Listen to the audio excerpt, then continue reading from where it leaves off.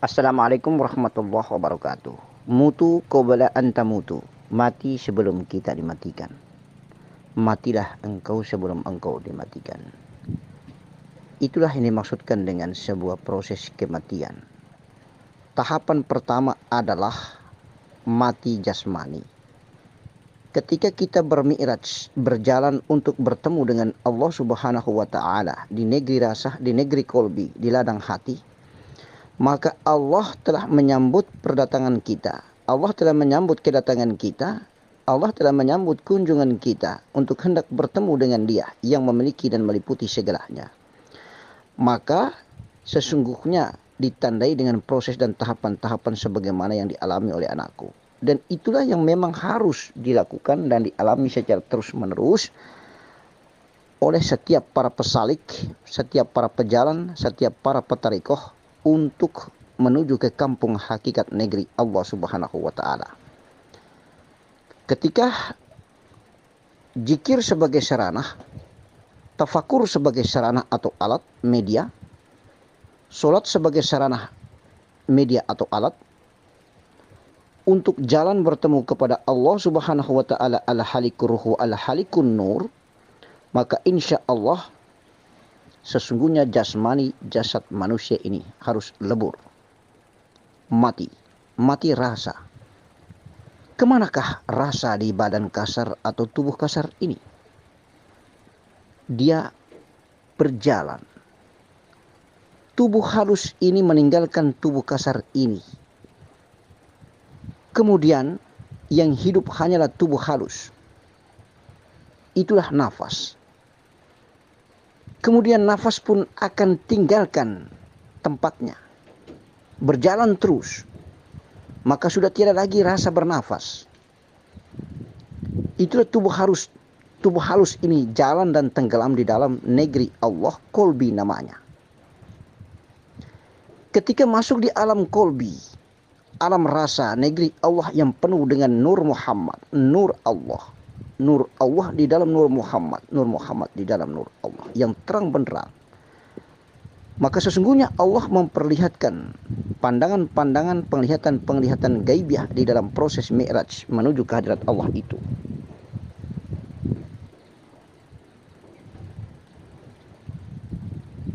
Proses perjalanan mi'raj inilah yang diangkat hijab oleh Allah Subhanahu wa taala dan kita telah menemukan pandangan-pandangan, penglihatan-penglihatan gaibiah di alam nurul qalbi, di dalam alam nurul iman, di dalam alam nurul hidayah, di dalam negeri nur besar, nur Muhammad. Maka al-malakuti ruhu al-malakuti nur sebagai tempat kita kunjungi dan kita lewati adalah merupakan sudah menjadi hal yang biasa. Tetapi kita belum maksimal bertemu dengan pencipta, zat yang agung. Harus sampai pada tingkat di mana kita sudah tidak lagi merasakan adanya rasa, di mana kita sudah tidak lagi bersadar tentang kesadaran. Kita sudah luput dan berada di luar alam sadar. Kita tidak pernah menyaksikan bahwa kita menyaksikan. Kita tidak pernah merasakan bahwa kita lagi merasakan berada di tempatnya negeri yang tertinggi Baitul A'la. Sesungguhnya kita telah fana dan lebur, tenggelam di dalam zat yang sejati, zat yang sesungguhnya. Dan kembalinya dari kita, dari tempat zat yang agung, kemudian baru kita sadar dan mengetahui tentang proses perjalanan tadi, maka itulah kemakrifatan sesungguhnya. Allahu Akbar walillahil ham. Hanya ada 3 tempat, jasmani manusia, kemudian tubuh halus manusia, kemudian nur, lalu zat yang agung. Itulah jasmani manusia, pecahan daripada Nur Ahmad yang bernama Nur Muhammad, yang mentajalikan dirinya pada napas ini. Kemudian napas ini pun tenggelam ke dalam Nur Muhammad. Nur Muhammad pun tenggelam ke dalam Nur Ahmad. Kemudian Nur Ahmad ini pun tiada, yang ada hanyalah zat yang agung. Itulah ruh jasad kita. itulah ruh sifat yang berasal dari ayah dan ibu kita. Itulah ruh titipan Allah Subhanahu wa ta'ala yang berasal daripada tulang sulbi ayah kita. Itulah yang disebut dengan ruh daripada jasmani kita. Ketika dia masuk ke dalam rahim ibu, kemudian ruh ini merubah wadak sperma ini menjadi darah, daging, tulang, kulit, urat, bulu, jantung, empedu, limpa, hati, dan paru-paru.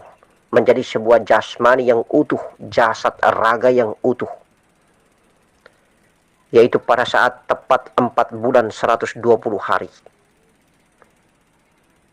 Maka peranan daripada ruh jasad ini,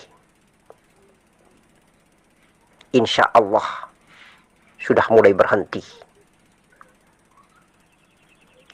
Ruh jasad ini adalah ruh sifat Allah.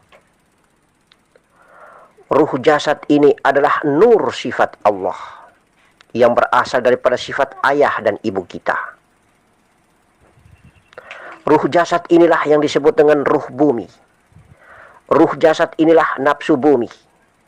Ruh jasad inilah yang bersumber daripada makanan bumi dan minuman bumi. Ruh jasad inilah yang cenderung kepada fujuraha wa taqwaha, jalan kebaikan atau jalan keburukan. Ruh jasad inilah yang akan mengafalkan dan mengamalkan perbuatan di bumi, perbuatan raga kita. Ingat baik-baik ayah, ketika dia menyelesaikan aktivitas peranannya, yaitu merubah raga ini dari sperma menjadi darah, daging, tulang, kulit, urat, bulu, jantung, empedu, limpa, hati, dan paru-paru. Dari sperma menjadi jasmani yang utuh. Maka ruh jasad ini mengaku dirinya adalah Allah. Terjadilah dialog pada saat itu dengan ruh zat Allah atau nur zat Allah. Nur zat Allah dari alamul hakikat menyampaikan pengukuhan akidah alastu bi rabbikum qalu bala syahidna. Disitulah 4 bulan 120 hari itulah pengukuhan akidah la ilaha illallah antara aku Allah dan aku hamba terjadi. Yang ruh jasad ini pun mengaku dirinya adalah Allah, sementara ruh zat asli yang menciptakan zahirnya bernama sifatnya itu mengadakan sebuah ikrar, alastu bi rabbikum, bukankah aku ini adalah Tuhanmu? Apa jawaban daripada ruh jasad itu di umur 120 hari di dalam rahim ibu? La ilaha, la ilaha,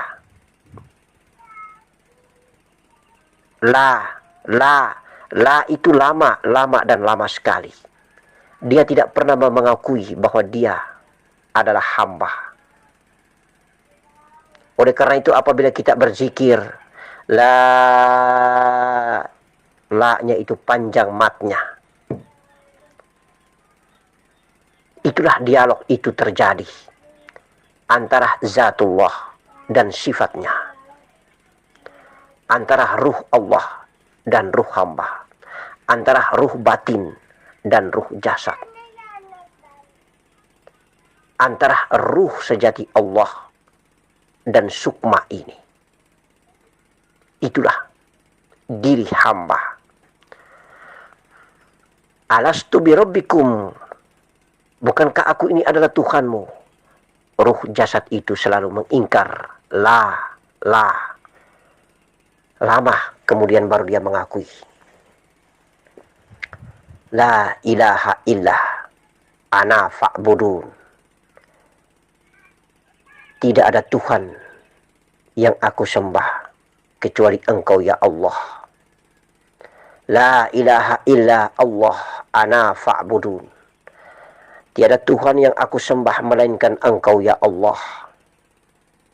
Ana fa'budun, dan aku adalah hamba-Mu.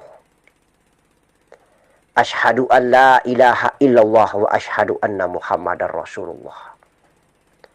La ilaha illallah Muhammadur Rasulullah. Ruh jasad ini mengatakan la ilaha illallah.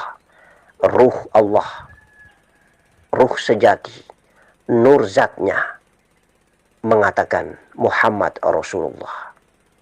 Engkaulah Allah. Kemudian ruh sejati, zat Allah mengatakan engkaulah Muhammad Rasul Allah. Terjadilah nama pada saat itu.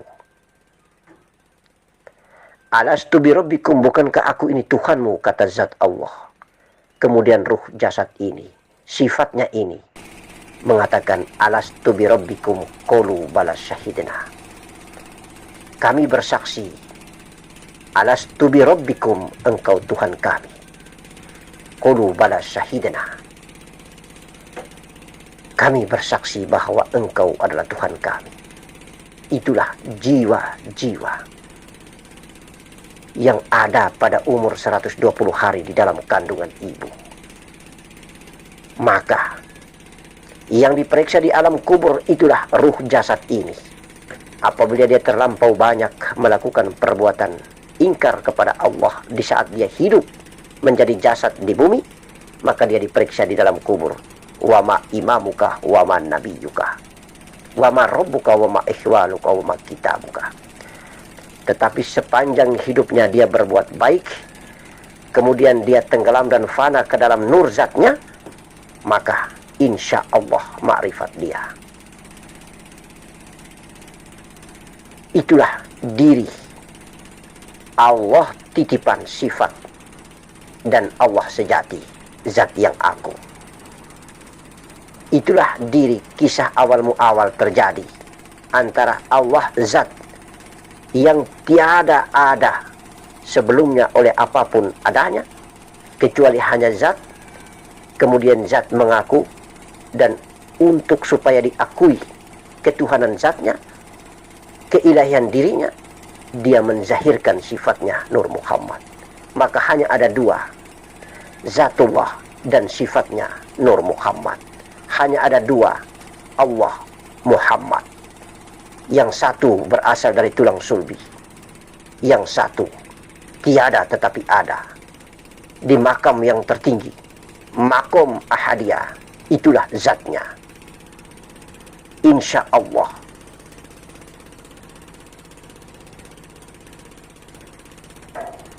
mudah-mudahan bisa difahami ayahku.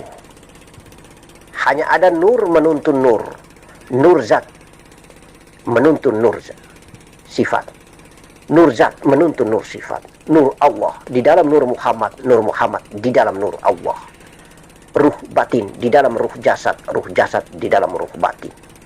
Hanya ada dua nur, yaitu nur Allah menuntun nur Muhammad. Nur Muhammad dari tulang sulbi ayah kita. Nur Allah adalah nur sejati diri yang berada pada kolbi, godibun, rahasia ini. Maka pada saat kita mau meninggal dunia ayah, ruh jasad ini dia akan naik mulai daripada betis kaki, tumit kaki ke atas betis, kemudian ke kemaluan. Kemudian dari kemaluan ini dia menuju ke tulang sulbi, ikut tulang belakang.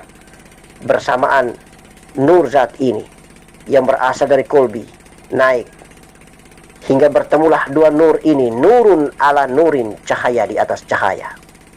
Bertemunya dia di atas ubun-ubun kepala, terjadilah kemakrifatan, kematian husnul khatimah, meninggal dengan sempurna.